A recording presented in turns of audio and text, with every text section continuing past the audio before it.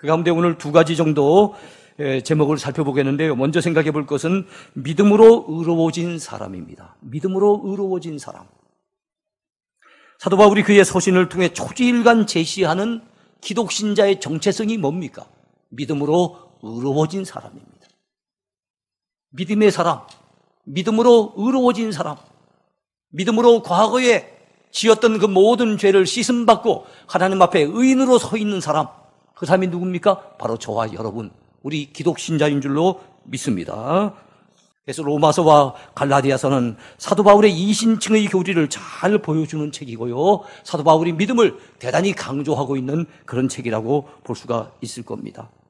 사도 바울은 갈라디아서 1장에서 잘못된 사상, 율법주의 사상에 대해서 경계하고 있는 것을 볼 수가 있어요. 여러분, 오직 의인은 믿음으로 말미암아 살리라라고 하는 이 이신층의 교리에 반대되는 사상이 무엇인가 하면 율법주의입니다. 이 율법주의는 초대교회 당시에 쌍벽을 이루던 아주 교묘한 이단 사상입니다. 하나는 율법주의, 하나는 영지주의입니다. 율법주의는 유대교를 중심으로, 유대인들을 중심으로 번져나간 사상이고, 그리고 영지주의는 바로 이방인들을 중심으로 번져나간 사상인데요, 이 사상들이 교회 안에까지 침투해와서 교회를 흔들어댔던 것이 초대교회의 역사였어요. 그런데 이 갈라디아 교회도 그런 교회 중에 하나였다는 겁니다. 바로 이 잘못된 율법주의가 침투해서 그들의 가짜 진리, 다른 복음을 갖다가 사람들에게 제시해 줄 때 사람들이 참 복음을 받았던 그들이, 바울을 통해서 참된 진리의 말씀을 들었던 그들의 믿음이 서서히 흔들리기 시작한 거예요. 그래서 대단히 경고의 말씀을 전하는 내용이 이 갈라디아서에 나와 있습니다. 오늘 사도 바울은 갈라디아서 2장 4절을 통해 그 이단들을 교회 안에 가만히 들어온 거짓 형제들이라고 규정하고 있어요. 이단들이 뭡니까? 교회 안에, 이단들의 특징 중에 하나는 교회 안에 가만히 들어온다는 거예요. 거짓 형제들이라는 겁니다. 그들의 삶이 떳떳하지 못하니까, 그들의 행위가 떳떳하지 못하니까 은밀하게 파고드는 거예요. 그리고 가까이 성도들에게 접근해 옵니다. 그리고 성도들을 미혹합니다. 그래서 거짓된 사상을 갖다 심어줘 갖고, 여러분, 참된 믿음의 길을 걷는 성도들을 흔들어 놓는 것이 무엇입니까? 이단 사상인 거예요. 그러니까 우리가 참 조심해야 되겠지요. 사도 바울이 이 갈라디아서를 통해 줄기차게 강조하는 것은, 사람이 의롭게 되는 것은 율법의 행위가 아니라 오직 믿음으로 의로워진다는 사실을 그는 강조했어요. 여러분, 갈라디아서 2장 16절에 그런 사실을 잘 나와 있는데요, 같이 한번 읽어볼까요? 사람이 의롭게 되는 것은 율법의 행위로 말미암음이 아니요 오직 예수 그리스도를 믿음으로 말미암는 줄 알므로 우리도 그리스도 예수를 믿나니 이는 우리가 율법의 행위로서가 아니고 그리스도를 믿음으로써 의롭다함을 얻으려 함이라. 율법의 행위로서는 의롭다함을 얻을 육체가 없느니라.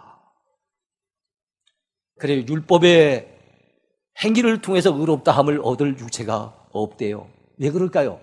모든 사람은 다 죄인이기 때문에 그렇습니다.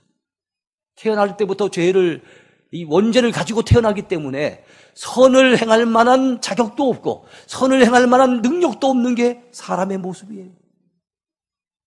우리는 율법을 제대로 지키려고 한다면 선을 행할 수 있는 능력이 있어야 되는데, 율법을 100% 제대로 지켜서 하나님 앞에 야, 너 대단하구나, 너 정말 의인이구나 이렇게 인정을 받을 수 있는 사람은 아무도 없다는 겁니다. 그래서 로마서 3장 10절에 보니까 의인은 없나니 한 사람도 없다고 말씀하고 있습니다. 네? 다 치우쳐 무익하게 되고 선을 행하는 자는 없나니 하나도 없도다. 이게 성경의 선언의 말씀이에요. 선을 행하는 자 한 사람도 없답니다. 의로운 인생 아무도 없답니다. 근데 누가 율법을 지켜서 하나님 앞에 의롭다고 인정을 받을 수 있겠어요? 그렇다면 하나님께서, 여러분, 율법을 지켜서 의롭다함을 받을 수 없는데 왜 하나님께서 율법을 주셨을까요? 로마서 3장 20절에 의하면 우리의 죄를 깨닫게 해주시기 위해서. 그래서 율법을 주신 거랍니다. 네? 죄를 깨달음이니라. 율법이라고 하는 거울에 이렇게 비춰봤더니 이야, 우리가 정말로 이것도 못 지키고 저것도 못 지키고 하나님 앞에 율법대로 사는 것이 너무 없는 거예요. 율법을 못 지키고 있는 우리의 모습을 철저하게 발견하면서 이야, 나는 별 수 없이 죄인이구나. 그래서 내게는 복음이 필요하구나. 그래서 내게는 예수 그리스도 그분이 필요하구나. 나의 구주가 필요하구나 하는 것을 깨우쳐 주시고 안내해 주시기 위해서 율법이라고 하는 몽학선생을 갖다가 우리 사람들에게 허락해 주셨다는 겁니다. 그러므로 여러분, 하나님께서는 율법을 지켜 의로운 자가 되라고 말씀하지 않으세요. 율법을 통해서 이야, 내가 예수님 믿음으로 의로워져야 되겠구나 하는 것을 깨우쳐 주시기 위해서 율법을 주셨다는 사실을 여러분 믿으시기 바랍니다. 여러분, 만약에 율법을 지켜서 우리가 의로워질 수 있다고 한다면 예수님은 이 땅에 왜 내려오셨어야 했을까요? 우리가 율법을 다 지켜서 의로워질 수 있다고 한다면 주님이 십자가를 지실 이유가, 하등의 이유가 없지 않겠습니까? 그건 제 생각이 아닙니다. 21절을 보시기 바랍니다. 내가 하나님의 은혜를 패하지 아니하노니 만일 의롭게 되는 것이 율법으로 말미암으면 그리스도께서 헛되이 죽으셨느니라. 만약에 의롭게 되는 것이 율법으로 말미암는다면 그리스도께서 헛되게 죽으셨다는 것이요.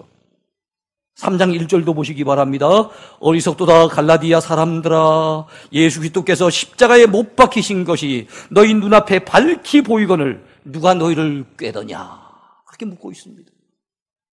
그래요, 초대교회 성도들 가운데는 주님이 십자가 지신 것을 밝히 바라본 사람들도 있었어요. 주님이 십자가 지신 것이 분명한 사실인데 만약 율법을 통해 가지고 우리가 의롭게 되어진다고 한다면 주님이 왜 십자가를 지실 것이냔 말이에요. 주님이 이 땅에 오신 아무런 하등의 이유가 없지 않겠습니까? 주님이 십자가 지신 것은 율법으로는 구원받을 수 없기 때문에 우리 죄를 다 짊어지시고 주님이 대신하여 우리를 죽어주신 줄로 여러분 믿으시기 바랍니다. 그 십자가 지신 주님, 우리 죄를 다 짊어지신 주님, 그 주님을 우리가 믿음으로 나의 구주로 믿고 내 마음속에 받아들이게 될 때 우리 하나님께서는 그 믿음을 보시고 우리를 의롭다고 칭해 주시는 겁니다. 의인이 아니지만 대신 칭해 주시는 거예요. 원님 덕에 나발 분다는 말이 있습니다만은 주님 덕분에 우리가 의인이 되는 것입니다. 여러분, 이 사실을 믿으시기 바랍니다. 근데 왜 이 갈라디아서가 기록이 되어 있고 로마서에 사도 바울이 율법주의에 대해서 그렇게 엄하게 책망하고 있습니까? 초대교회 당시에 특별히 갈라디아 교회와 로마 교회 안에는 율법주의, 잘못된 이단 사상이 침투를 했고 거기에 깨임을 받아가지고 거기에 넘어간 유대인 신자들이 상당수가 있었던 것 같아요. 이방인이다가 예수님을 믿은 사람은 영지주의 이단에 빠져들기가 쉬웠어요. 그 영지주의 이단에 대해서는 사도 요한이 강력하게 경고하고 있고 사도 바울이 강력하게 경고한 것은 주로 율법주의 이단인데 유대인들 가운데 상당수가 이 율법주의에 넘어가 있었다는 거예요. 갈라디아 교회 안에도 그런 자들이 있었다는 거예요.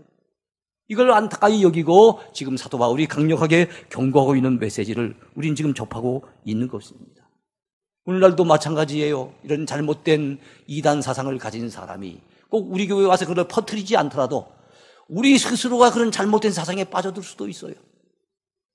내가 열심히 신앙생활 잘하고 있으니까, 믿은 지가 벌써 수십 년이 되었으니까, 교회 봉사 많이 하고 있으니까, 이런 어렵고 힘든 가운데서도 교회에 와서 예배에 참석하고 있으니까 하나님이 이런 공로를 보시고 이런 우리의 행위를 보시고 우리를 의롭다고 인정해 주시지 않겠는가라고 생각한다면 그건 대단히 큰 착각입니다.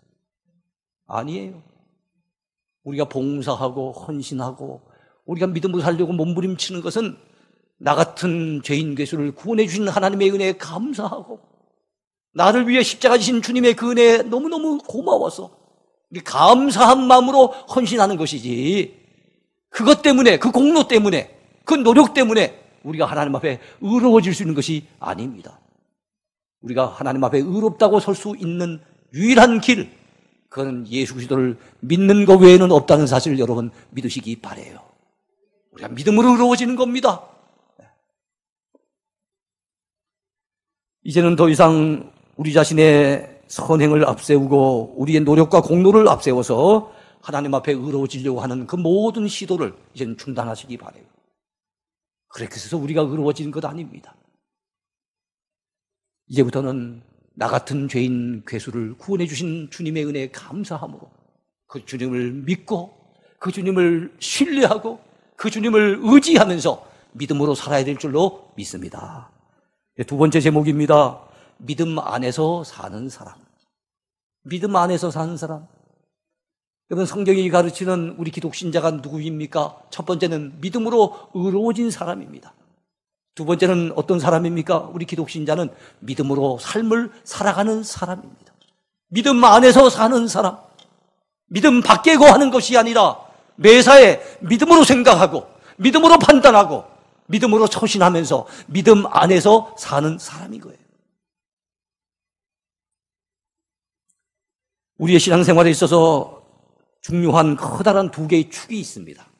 신앙생활, 신앙과 생활입니다. 달리 말하면 무엇입니까? 구원과 삶입니다. 우리는 믿음으로 구원받았고 믿음으로 삶을 살아가야 합니다. 우리는 과거에 지었던 모든 죄를 주님의 십자가의 그 공로로 말미암아 여러분 씻음받고 믿음으로 말미암아 우리는 의로워진 사람이에요. 과거의 그 모든 죄를 씻고 의로워질 뿐만 아니라 우리는 현재의 삶을 믿음으로 영위해 가야 할 존재가 누굽니까? 저와 여러분들입니다. 그게 신자예요. 그게 믿음의 사람입니다. 우리가 예수 그리스도를 나의 구주로 믿고 의지하여 구원을 받았다면 우리가 또한 예수 그리스도를 내 삶의 왕으로, 내 인생의 주인으로 모시고 그분을 의지하고 살아가야 될 줄로 믿습니다. 그래서 예수 믿는 우리들에게 있어서 구원받는 방법도 믿음이지만 삶을 살아가는 방법, 삶을 살아가는 목적, 삶을 살아가는 수단, 이것도 믿음이 되어야 된다는 것을 여러분 믿으시기 바라요. 우리가 코로나 사태를 만났습니다. 어려움을 당했습니다. 이런 어려움 앞에 대처하는 그 방법도 믿음이어야 합니다. 이런 데서로 더욱더 하나님 가까이 하고 더욱더 하나님 의지하고 더욱더 말씀을 가까이 하면서 더욱더 하나님 앞에 엎드리기를 힘쓸 수 있는 저와 여러분이 돼야 될 줄로 믿습니다. 경제가 어렵다고 참 너무 힘들다고 제가 자주 가는 콩나물 국밥집이 있어요. 어제부로 문을 닫았더라고요. 어제까지만 장사하고 문을 닫았어요. 자주 가는 집인데 요즘 상황에선 도무지 그 가게세를 갖다가 어떻게 할 방법이 없다는 거예요. 여기저기서 정말로 살기 어렵다고 죽겠다고 아우성을 치는 분들이 얼마나 많습니까? 참 힘든 세상을 만났어요. 이런 때일수록 우리는 믿음의 사람이니까 믿음 안에서 방법을 찾고 믿음으로 대처해 나가면서 여러분 믿음으로 이 어려움을 극복해 내야 될 줄로 믿습니다.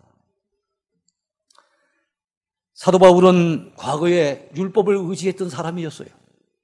그래서 빌립보서에 의하면 율법의 의로는 흠이 없는 사람이었어요.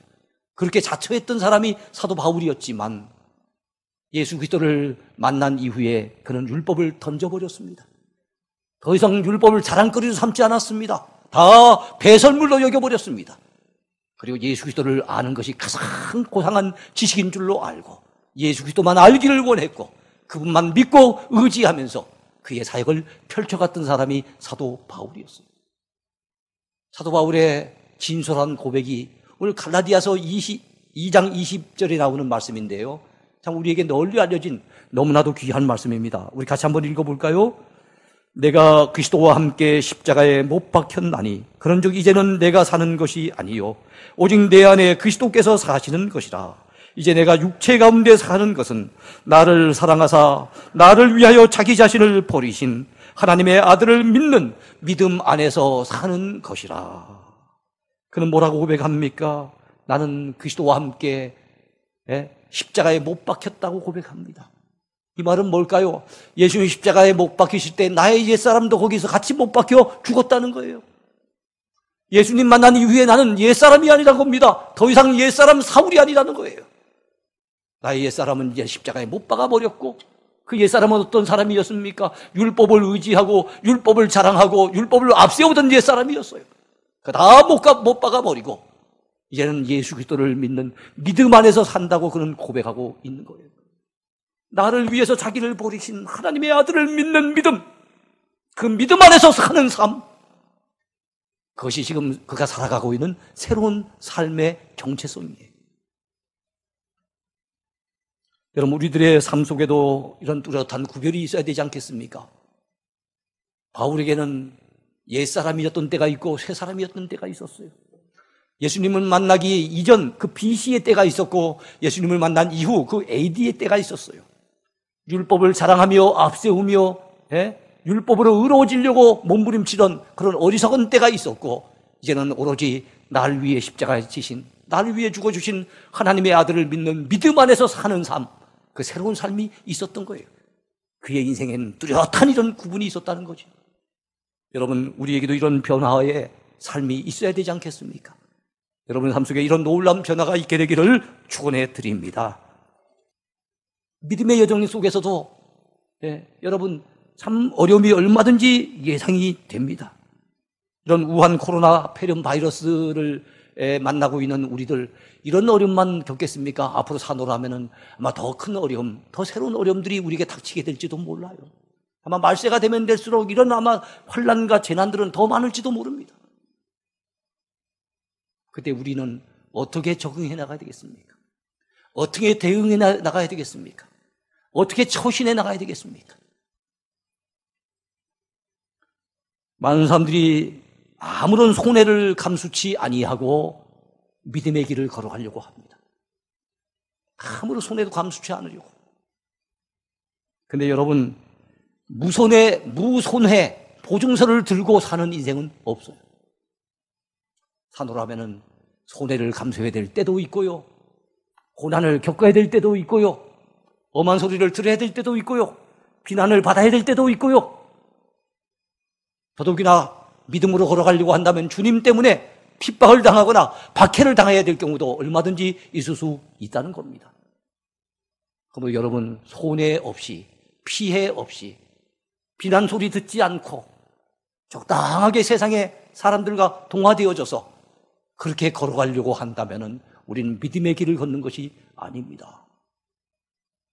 힘들고 어려워도 때로는 왕따가 되는 것 같고, 때로는 주님 앞에 교회에 나와서 예배드리는 거 큰 죄를 짓는 느낌이 들고 눈치가 보이고 이러지만, 그럼에도 하나님 바라보고 묵묵히 믿음으로 걸어가는 그 사람이 진짜 기독 신자인 거예요. 그렇지 않습니까? 이 길은 모험의 길이지만 그러나 혼자의 길은 아니에요. 하나님은 항상 우리를 돌보아 주십니다. 사랑의 손길로, 능력의 손길로 우리를 도와주십니다.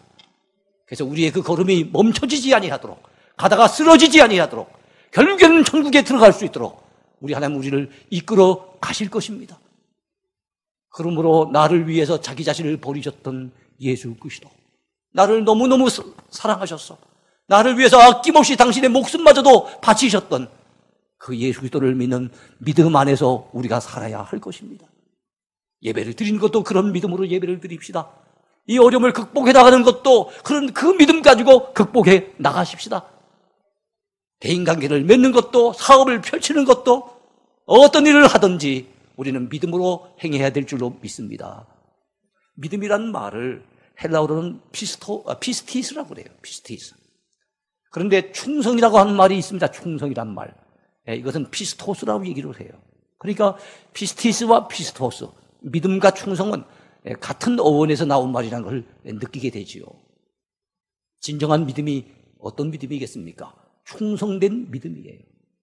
거기서 말씀하는 충성이라고 하는 것은요, 고개를 푹 숙였다고 충성이 아니고요, 무릎을 꿇었다고 충성이 아니고요, 충성의 제일 중요한 의미는 변함이 없다는 겁니다.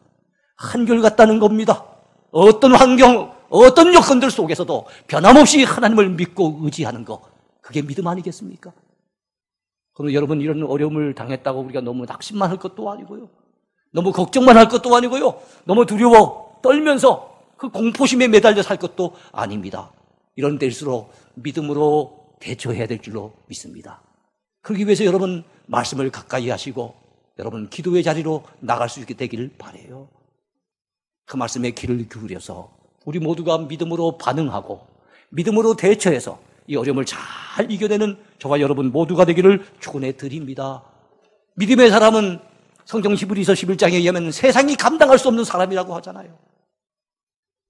다윗은 그의 믿음을 어디에서 표출했습니까?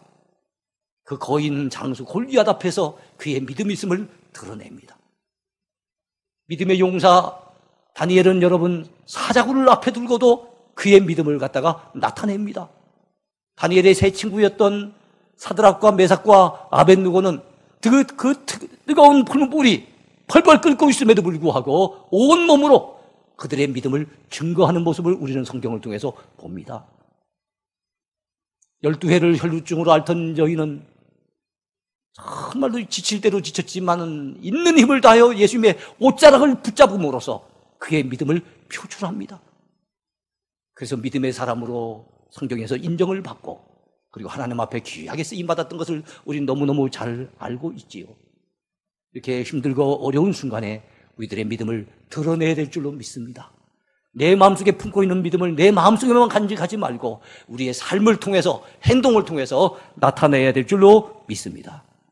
우리가 즐겨 부르는 복음성가 가사가 마음에 참 와닿습니다. 참 저도 좋아하는 찬송이에요. 우리가 걷는 이 길은 보기에 좁고 험하며 찾는 이 매우 적어서 외롭지만 이 길 끝에는 우리 주님이 계셔 우리를 그 품에 안아 주시리. 세상 사람들 우리들을 보며 어리석다고 조롱하지만 이 길을 걷는 자마다 영원히 주와 살리라. 이 길을 걷는 자마다 영원히 주와 살리라. 여러분, 이제 말씀을 맺으려고 합니다. 사람마다 그의 삶을 지탱해주는 그의 삶의 원동력, 그의 삶의 원천이 있기 마련이에요. 어떤 사람은 성공과 출세를 꿈꾸며 열심히 살아갑니다. 그에겐 야망이 있어요. 성공해야 되겠다는 야망, 출세해야 되겠다는 야심, 이게 있기 때문에 그의 삶을 갖다 이끄는 것은 바로 그 성공과 출세입니다. 어떤 사람은 가족을 지극히 사랑하기에 가족의 행복을 위해서 온몸을 다 바쳐서 헌신하며 열심히 살아가는 모습을 봅니다. 어떤 사람에게는 원수 같고 나에게 마음에 상처를 준 사람에게 뭔가 본때를 보여주기 위해서 더 각자같이 사는 사람들이 있습니다. 누군가에 의해서 상처를 받은 거예요. 그래서 마음속으로 생각하는 거죠. 어디 두고 보자. 너 한번 어디 두고 보자. 그 원수 같겠다고 자기의 일평생을 소진하는 그런 사람들도 있습니다. 그렇다면 우리의 삶의 원동력은 무엇이 되어야 됩니까? 우리의 삶의 원천은 무엇입니까? 믿음이 되어야 될 줄로 믿습니다. 살아계신 하나님을 믿는 믿음, 그분의 약속의 말씀을 믿는 믿음, 그 하나님의 아들 되시는 예수님이 내 죄 위에 십자가 달려 죽으셨고 나의 모든 죄를 다 짊어지셨다고 하는 분명한 믿음, 그 주님이 다시 사셔서 부활하셔서 부활하신 주님이 전능하신 손길로 내 곁에 지금 동행하고 계신다는 믿음, 이 믿음 가지고 우리는 삶을 살아가야 될 줄로 믿습니다. 그 믿음으로 구원받은 우리가 아닙니까? 그 믿음으로 의롭다 칭함을 받은 우리가 아닙니까? 그렇다면 우리의 삶도 그 믿음으로 살아가서 어떤 어려움을 만나든지 믿음으로 넉넉하게 이겨내는 저와 여러분 모두가 되기를 축원해 드립니다. 주님 앞에 섭니다.